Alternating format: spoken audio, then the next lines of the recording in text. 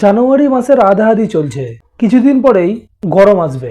April মাস থেকেই পাখিদের থেকে ব্রিডিং নেওয়া বন্ধ করে দিতে হবে। আর হয়তো আমাদের কাছে থাকা বাজরিগার পাখির থেকে আমরা খুব জোর করে দুটো ক্লাচ পাবো। একটা ক্লাচের বাচ্চা হয়তো আছে, এরপরে হয়তো আর একটা ক্লাচ পাবো।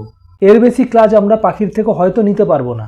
এই সময় থেকেই আপনাদেরকে নেক্সট ইয়ার ব্রিডিং এর জন্য প্রিপারেশন নিতে হবে।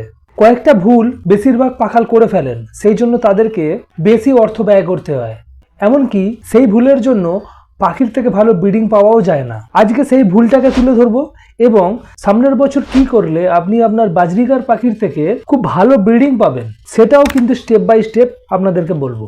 ভিডিওটি খুব গুরুত্বপূর্ণ ভিডিও, যারা অনেক দিন ধরে পাখি পালন করছেন তাদের জন্য, আর যারা পাখি পালন সেক্টরে এই নতুন আসছেন বা আসবেন ভাবছেন তাদের জন্যও গুরুত্বপূর্ণ ভিডিও। ভিডিওটিকে স্কিপ করবেন না, পুরো ভিডিওটির সঙ্গে থাকবেন। আর এখনো পর্যন্ত যদি চ্যানেল সাবস্ক্রাইব না করে থাকেন, অবশ্যই চ্যানেলটিকে সাবস্ক্রাইব করে রাখুন পাখি সম্বন্ধীয় এই ধরনের ইউনিক ভিডিও পাওয়ার জন্য। যে ভুলটার কথা আমি বলছিলাম, যেহেতু ব্রিডিং সিজনের শেষ প্রান্তে এসে আমরা পৌঁছেছি, কিছুদিন পরেই ভারত এবং বাংলাদেশের টেম্পারেচার এতটাই বেড়ে যাবে, তখন আর আমরা পাখির থেকে ব্রিডিং নিতে পারবো না। তো অনেক পাখাল কি করছেন, তাদের যে বাচ্চা উঠছে প্রতি ক্লাচে, সেই বাচ্চাগুলোকে এখন থেকেই বিক্রি করে দিচ্ছেন। সেইখানেই কিন্তু সব থেকে বড় ভুল হচ্ছে। কিছু বাচ্চাকে আপনারা নেক্সট ইয়ারের জন্য রেখে দিন। আপনি এখন পাখি বিক্রি করে দেবেন, আবার ব্রিডিং সিজনের আগে পাখি কিনবেন, তাতে আপনার বেশি অর্থ ব্যয় হবে। এই ভুলটা একদম করবেন না।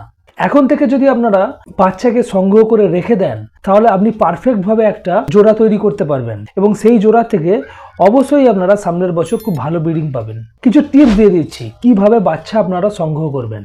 চেষ্টা করবেন যে ফিমেল পাখি বেশি ডিম পারে সেই ফিমেল পাখির ফিমেল বাচ্চা রেখে দেওয়ার, আর যে মেল পাখির থেকে আপনারা বেশি ফার্টাইল ডিম পান সেই মেল পাখির মেল বাচ্চাকে আপনারা রেখে দেবেন। অবশ্যই ব্লাড লাইন চেঞ্জ করবেন। সেম ব্লাড লাইনের পাখি একদমই জোড়া দেবেন না, ব্লাড লাইন চেঞ্জ করবেন। প্রথমে যে টেকনিকটা বললাম সেই টেকনিক অনুযায়ী আপনারা মেল ফিমেল চুজ করবেন। হেলদি পাখি দেখে আপনার কাছে রাখবেন। আরেকটা জিনিস করবেন, চেষ্টা করবেন গ্রিন বাজরিগার বা ব্লু বাজরিগার বেশি রাখার। যদি পারেন শুধুমাত্র গ্রিন আর ব্লু বাজরিগারই রাখবেন, অন্য কোনো কালারের পাখি রাখবেন না। কারণ বাজরিগার পাখি এমন একখানা পাখি, আপনারা ব্লু এবং গ্রিন এই দুটো সিরিজ থেকেই সব রকম কালারের পাখি পেয়ে যাবেন। বাচ্চা সংগ্রহ করা হয়ে গেল। এই টেকনিক অনুযায়ী বাচ্চা সংগ্রহ করে রেখে দেবেন। সব বাচ্চা একদম বিক্রি করবেন না। আপনি আপনার মতো করে যদি পারফেক্টভাবে ব্লাড লাইন চেঞ্জ করে আর যে টেকনিকটা বললাম সেই টেকনিক অনুযায়ী বাচ্চা রাখেন, তাহলে আপনার কোনো সমস্যা হবে না। কিন্তু আপনি যদি পরবর্তী ব্রিডিং সিজন শুরু হওয়ার আগে কোনো ব্রিডার বা ট্রেডারের কাছ থেকে পাখি নিয়ে আসেন, আপনাকে তাদেরকে অন্ধের মতো বিশ্বাস করতে হবে। সে যেটা বলবে সেটাকেই আপনাকে মেনে নিয়ে চলতে হবে। কিন্তু আপনি যদি নিজের থেকে করেন, তাহলে কিন্তু আপনি পারফেক্ট একটা জোড়া তৈরি করে ফেললেন। এবার আপনাকে যেটা করতে হবে, পাখিগুলোকে একটা ফ্লাইং কেজে রেখে দিতে হবে। ফ্লাইং কেজে এই কারণে রাখতে বলছি যে আমরা তো ব্রিডিং কেজে যখন ব্রিডিং করাই, আমাদের ব্রিডিং কেজগুলো ছোট হয়, ফলে বাচ্চা পাখিগুলো শরীরে ফ্যাট জমতে পারে। আমরা সেই চান্স নেব না। ফ্যাট যাতে পাখি না হয় সেই জন্য একটা ফ্লাইং কেজ ব্যবহার করব। তাতে এই বাচ্চাগুলোকে আমরা রেখে দেব। পাখিগুলো উড়াউড়ি করবে, পাখির শরীরে সহজে ফ্যাট হবে না। এরপরে যেটাকে আমাদের করতে হবে, যে বাচ্চাগুলোকে আমরা সংগ্রহ করে রাখলাম, সেই বাচ্চাগুলোকে সব ধরনের খাবারের অভ্যাসে নিয়ে আসতে হবে। কোনো খাবার বাদ দিলে হবে না।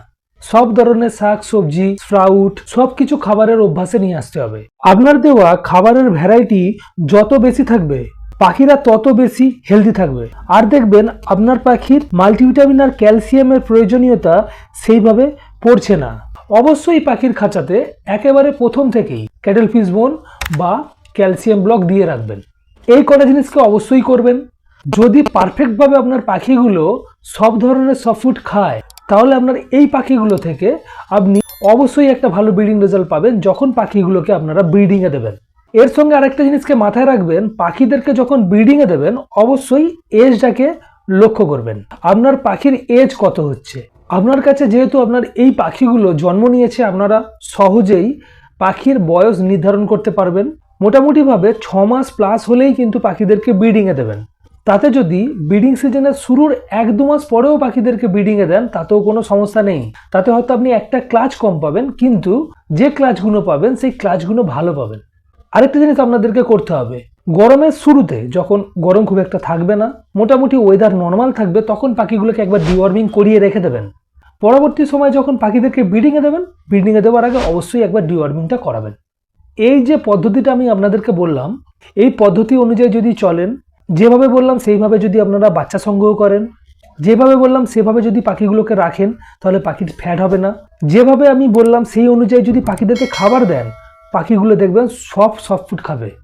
তার সঙ্গে ক্যাডেল ফিশ বন পাখিদের কাছে দিয়ে রাখছেন, তার সঙ্গে পাখিদেরকে 2 বার ডিওয়ার্মিং করিয়ে নিচ্ছেন, তাহলে দেখবেন পাখিগুলো পারফেক্ট থাকবে। এবং আপনি যখন এই পাখিগুলোকে ব্রিডিংয়ে বসাবেন, পাখিগুলো দেখবেন প্রথম ক্লাস থেকেই আপনাদেরকে ভালো একটা রেজাল্ট দেবে। মিলিয়ে দেখবেন অবশ্যই সফলতা পাবেন। যদি ভিডিও ভালো লাগে ভিডিওটিকে লাইক করবেন। চ্যানেলে যদি নতুন হন, এখনও চ্যানেল সাবস্ক্রাইব করেননি, অবশ্যই চ্যানেল সাবস্ক্রাইব করে রাখুন। পাখি সম্বন্ধীয় কোনো ধরনের জিজ্ঞাস্য, কোনো কিছু সমস্যা থাকলে অবশ্যই কমেন্ট করবেন, আমি যথাসাধ্য আপনাদের পাশে দাঁড়াবো। আজকের মতো বিদায় নিচ্ছি। বিদায় নেওয়ার আগে একটাই আশা থাকবে, আপনারা ভালো থাকবেন, আপনাদের পাখিগুলো ভালো থাকুক। আর যেভাবে দে পাখি হাউসের সঙ্গে এতদিন রয়েছেন, আশা রাখবো আগামী দিনেও থাকবেন। ধন্যবাদ।